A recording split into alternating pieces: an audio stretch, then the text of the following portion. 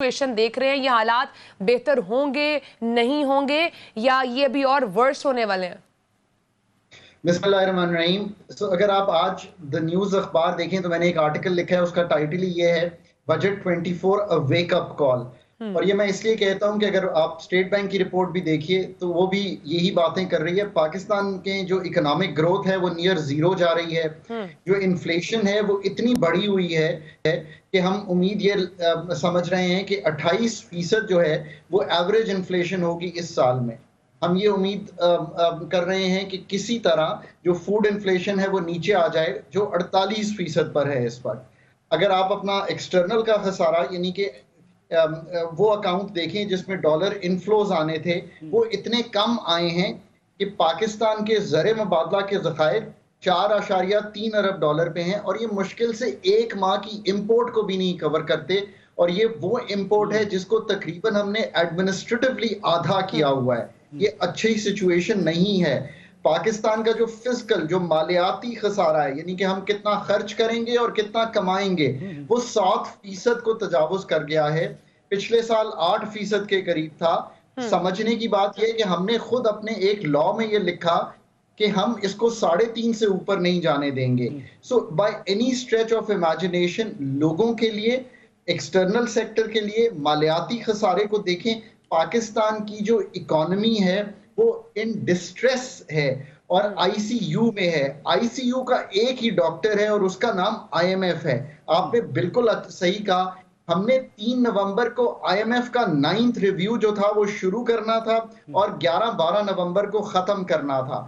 उसका 3 फरवरी तक डिले हुआ, और आज भी जब मैं आपसे बात कर रहा हूं तो मई के आखिरी हफ्ते में जा रहे हैं और हम वहीं पे खड़े हैं कि हम स्टाफ लेवल एग्रीमेंट यानी कि रिव्यू की कंप्लीशन जो है वो हम नहीं कर पा रहे। This is a very very challenging situation for any country. Ghana, Bangladesh और श्रीलंका, आप अपने जैसे ममालिक को अगर देखिए, अपने खित्ते के ममालिक को देखिए, तीनों आईएमएफ के में चले गए हैं। एक इसलिए चला गया बांग्लादेश कि देवर फियरिंग के कोई चैलेंज ना खड़ा हो जाए, और बाकी 2 डिफॉल्ट करके चले गए। मैं समझता हूं द कंट्री वाज लकी कि आप तो कोविड के बाद आईएमएफ प्रोग्राम में थे, आपको उनको इस्तेमाल करना चाहिए था। आपको उनकी वजह से जो डॉलर की इनफ्लो है उसको बढ़ाना चाहिए था। आपको मल्टीलैटरल से चीप फाइनेंसिंग बोरो करनी चाहिए थी।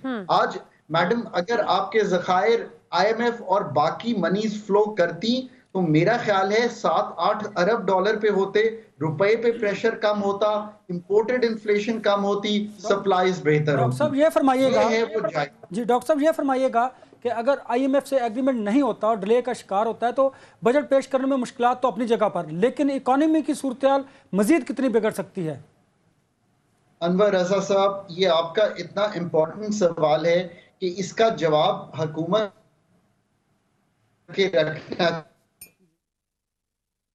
पाकिस्तान ऑप्शंस मेरे ख्याल में तो बेस्ट अभी भी यही ऑप्शन है कि 9th रिव्यू कंप्लीट हो और जो 10th और 11th रिव्यू होने हैं उनके लिए कुछ टाइम गेन किया जाए। पर लेट्स से कि हम इसी तरह ड्रिफ्ट करते रहते हैं कि 9th रिव्यू कंप्लीट नहीं कर पाते और जून 30 तक आ पहुंचते हैं, तो फिर कुछ ममालिक बहुत इंपॉर्टेंट हो जाएंगे।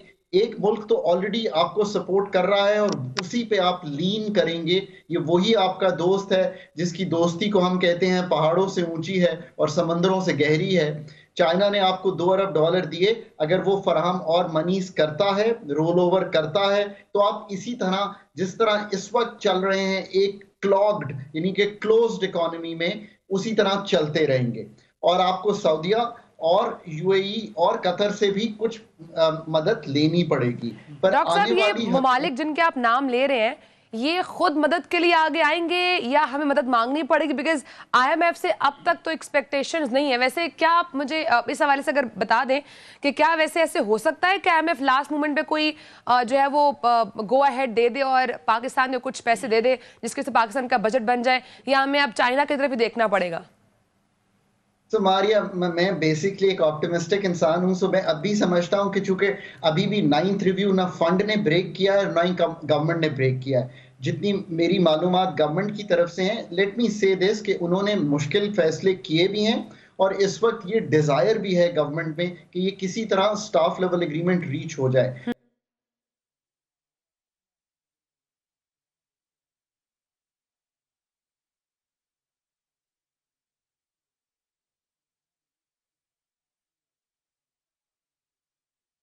ایک ہمارا ٹرسٹ ڈیفیسٹ ہے ماریا آئی ایم ایف کے ساتھ، بیکاز ہم نے اس پروگرام میں بارہا انحراف کیا جو ان سے اگریمنٹ کیے.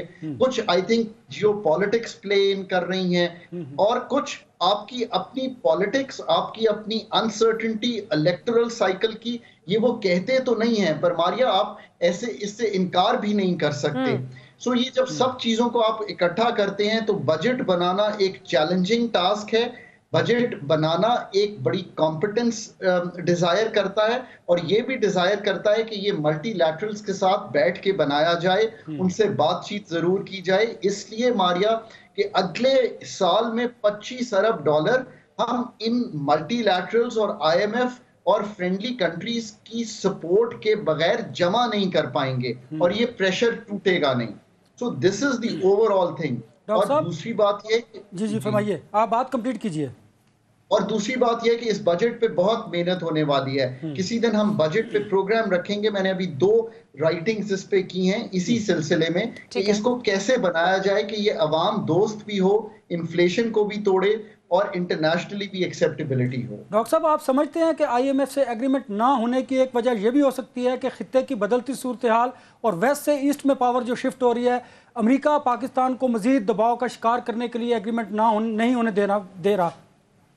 انور دیکھیں، اس میں تو کوئی شک نہیں ہے کہ پاکستان کی جو جیو اسٹریٹجک امپورٹنس تھی وہ خطے میں بدلتی ہوئی صورتحال اور ڈفرنٹ دوستیاں جو اب ڈیولپ ہوئیں. آپ نے یہ بھی دیکھا کہ سعودیہ اور ایران کا چائنا نے اگریمنٹ کیا، آپ نے ایران سے اگریمنٹ کیا. تو میں نہیں سمجھتا کہ یہ کوئی نیگیٹو ایسپریشن ہے، بلکہ میں نے ہمیشہ یہ کہا ہے کہ I was happy to see Pakistan with some good news in the international arena کہ پاکستان نے ایران کے ساتھ ایک اگریمنٹ کر لیا. جب میں نے گھانا کی نیوز دیکھی تو I was saddened to see کہ گھانا نے تو اگریمنٹ آئی ایم ایف سے کر لیا پر ہم نہیں کر پائے. So that's sending a good signal کہ ایٹ لیسٹ آپ اپنے کسی نیبر کے ساتھ اچھی طرح رہنا چاہتے ہیں، آپ ٹریڈ کرنا چاہتے ہیں، آپ ان کے ساتھ مارکیٹس قائم کرنا چاہتے ہیں. But having said that، آپ کے جو خسارے چل رہے ہیں، آپ کا جو ڈالر فائنینسنگ کی نیڈ ہے، انٹرنیشنل آرکیٹیکچر آج بھی یہی مانگتا ہے کہ آئی سی یو کی جو اکانومی ہے وہ آئی ایم ایف ہی آ کر اس کو آپ کو بیل آؤٹ کر سکتی ہے، ملٹی لیٹرلز کی فائنینسنگ انشور کر سکتی ہے، اور یہ جو ڈیفیکلٹ آپ نے فیصلے کیے ہیں ان کا کچھ بینیفٹ آئے تاکہ آپ کا روپیہ بھی مستحکم ہو اور انفلیشن بھی ملک میں کم ہو. یہ I think over all architecture ہے اس وقت. تو ڈاکٹر صاحب یہ بتائیے گا کہ پاکستان گورنمنٹ کو اب بجٹ پیش کرنے کے لیے اور ان حالات سے نکلنے کے لیے کیا میجرز لینے کی ضرورت ہے؟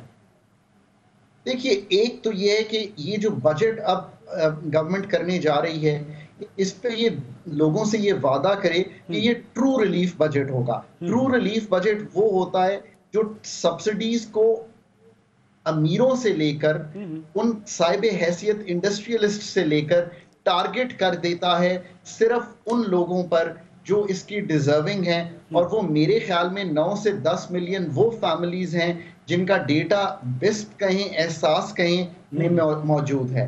نمبر 2 ریلیف یہ ہوگی کہ اس میں آپ کوئی امپلائمنٹ کریٹ کر سکیں لوگوں کے لیے، یعنی کہ اکانومی کو ان کلاگ کر سکیں. اور نمبر 3 میں بڑا کلیئر ہوں کہ 25,000 کی منیمم ویج جو ہے وہ is not justified today. I think اس کو 30 یا 35,000 کر دینا چاہیے تاکہ ایک تھوڑا سا ریلیف ملے. لیکن ڈاکٹر صاحب یہ جو پوائنٹس آپ نے 3 بتائیں آپ کو لگتا ہے اس بجٹ میں پاسبل ہوں گے؟ بیکاز حکومت کے پاس تو پیسے ہی نہیں ہیں.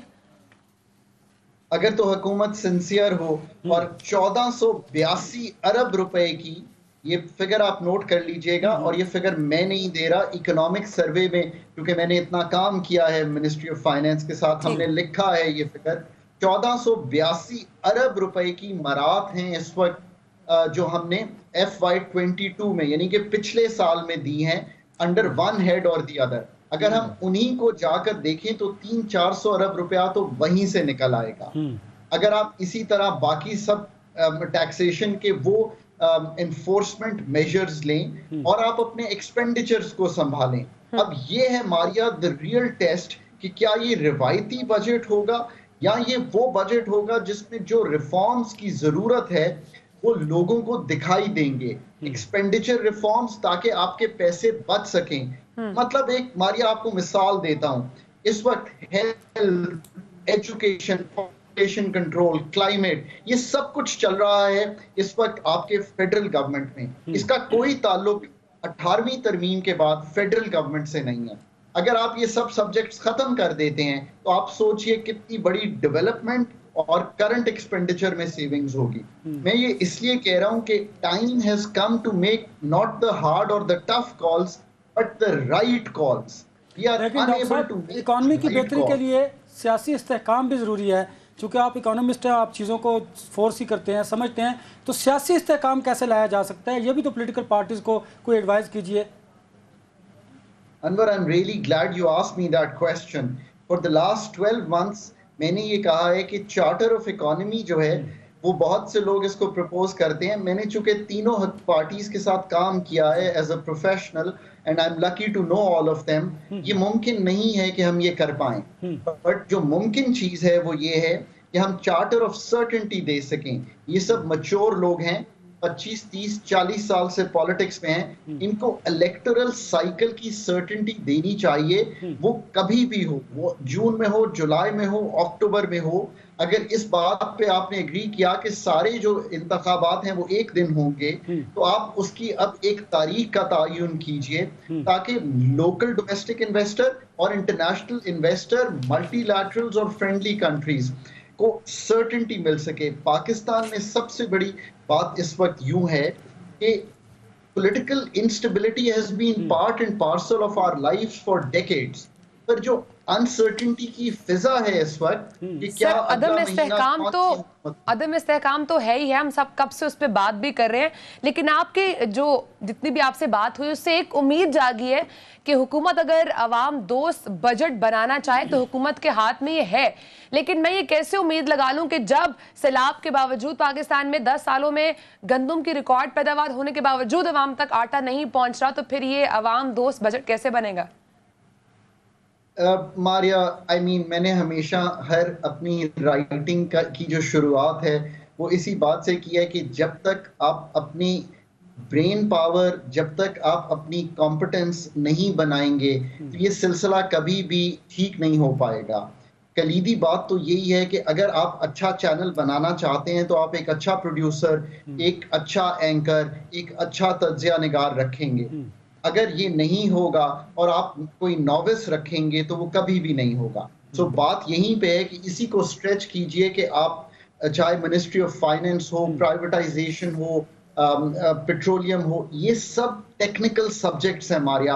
हम एक इस वक्त हुकूमत चला रहे हैं, इस वक्त से मतलब आज नहीं, पिछले कई दिहाइयों से, जो बेस्ड है एक जनरलिस्ट स्ट्रक्चर में, जबकि चीजें कॉम्प्लिकेट होके बहुत टेक्निकल हो गई हैं। बजट की एक्सरसाइज करना, एक्सपेंडिचर के रिफॉर्म्स करना, पेंशन के रिफॉर्म्स करना, सब्सिडी के रिफॉर्म्स करना, मार्कअप के रिफॉर्म्स करना, डेट रीप्रोफाइलिंग करना, ये सब हाईली टेक्निकल सब्जेक्ट्स हैं। मैं उम्मीद रखता हूं कि हुकूमत जो है लोगों से बातचीत करके जितनी भी एक्सपर्टीज डेवलप करके ये फैसले कर सके। डॉक्टर साहब, हमें तो बड़ा अच्छा लगा मारिया डॉक्टर साहब से बात करके। उम्मीद है और उम्मीद करते हैं कि गवर्नमेंट भी आपकी एडवाइस पर अमल करे और आवाम के लिए अच्छा आवाम दोस्त बजट पेश कर सके। मुझे तो बहुत उम्मीद मिली है सर आपकी बातें सुन के। बहुत शुक्रिया, आपने प्रोग्राम को टाइम दिया। नाज़रीन, मौजूद थे माहिर मौशरत डॉक्टर हक्कान नजीब साहब।